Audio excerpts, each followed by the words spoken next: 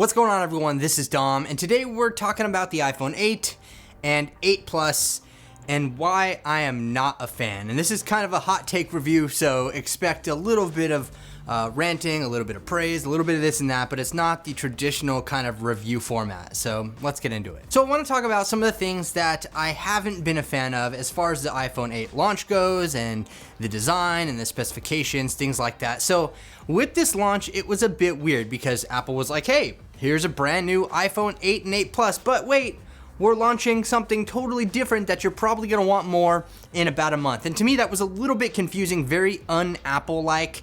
It's nice to see change in the company and how Apple is doing things, but it just seemed kind of off. Now, a lot of people are gonna say, well, this doesn't look very different from an iPhone 7, and to that extent, you are more or less correct. So, when I hold the phone in my hand and I have a case on it or a skin or anything like that, it feels like I'm holding an iPhone 7. Like, there's literally no difference there. It might be a tiny bit heavier, and that's cool and all, but for the most part, the design has remained the same. But of course, we do have this nice glass back right here, which does allow for wireless charging, which is awesome. I'm so glad that we have that here on the iPhone, even though it's, it's slower than wired charging, and I kind of don't really use wireless charging that much in my personal experience. I'd rather just plug it in and get a faster charge.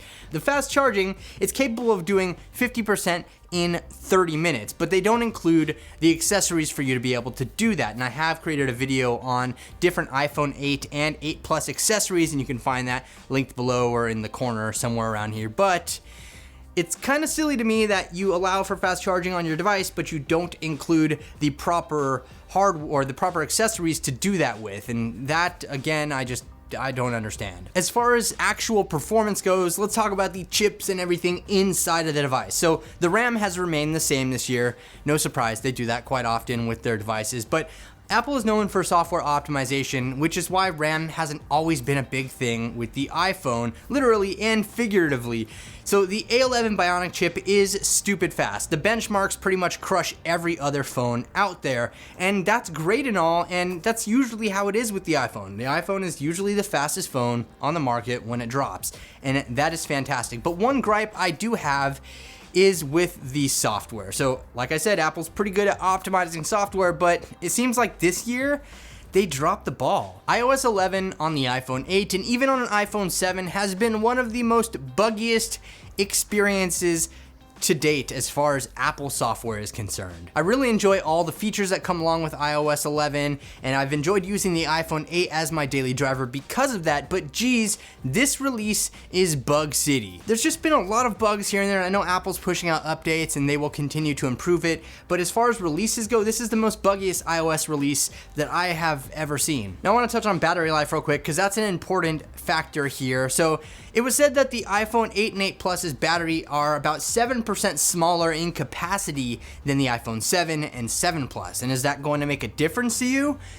Probably not. I've noticed pretty much the same battery life on my iPhone 8 as I did on the iPhone 7, and the same with the Plus models. It's actually been, pretty normal for me anyway. I can't speak to everyone else's experience. Of course, using an iPhone 8 as a daily driver is going to be much worse on battery life than using an 8 Plus, because the 8 Plus is, and the 7 Plus, the Plus models of any phone is definitely going to get better battery life, bar none. But I can't handle using the iPhone 8 Plus. It's too big for me. I can do without the portrait mode features. I don't care about that. This phone is just way too giant, and it's a big reason why I like some of the other phones with the taller screens and the skinnier body, and probably a big reason why I'll like the iPhone 10, aside from that weird notch at the top, which has a perfectly logical explanation, but it's there. As I mentioned in the video that I made a little while back about not being excited about the whole iPhone 8 and 8 Plus thing, I still kind of feel meh about it. It's not super exciting for me. Maybe that's because I know the iPhone 10 is right around the corner and I'm personally more excited about that.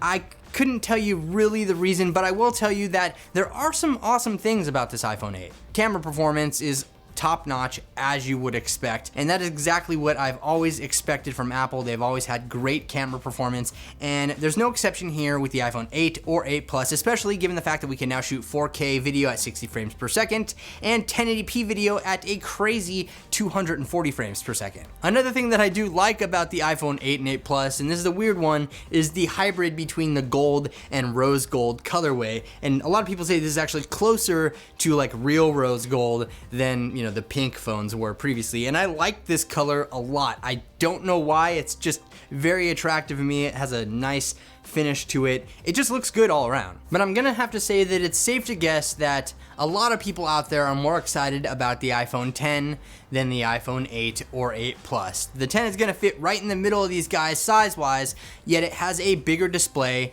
than the Plus model, which is a win all around for just about everyone. Don't get me wrong, both of these phones are extremely quick, they look nice, you're getting a premium product here as you would expect from Apple. I'm not a big fan of the glass back.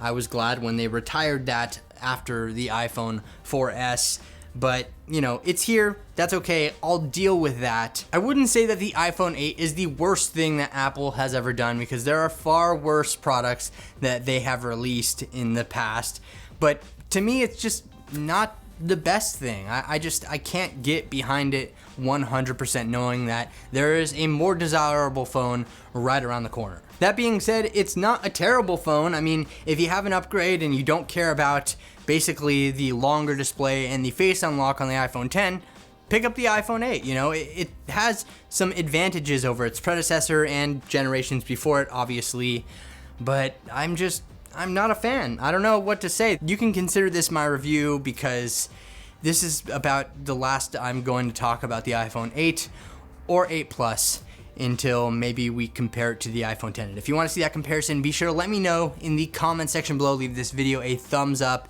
if that's something that you're looking forward to, and be sure to subscribe so that you catch that video when it drops. But as far as the iPhone 8 goes, good phone, okay execution, bad software implementation. That's kind of the summary for it, at least in my experience. But let me know your experience in the comments section below. Thank you so much for watching, everybody. This is Dom, and I'll catch you in the next video.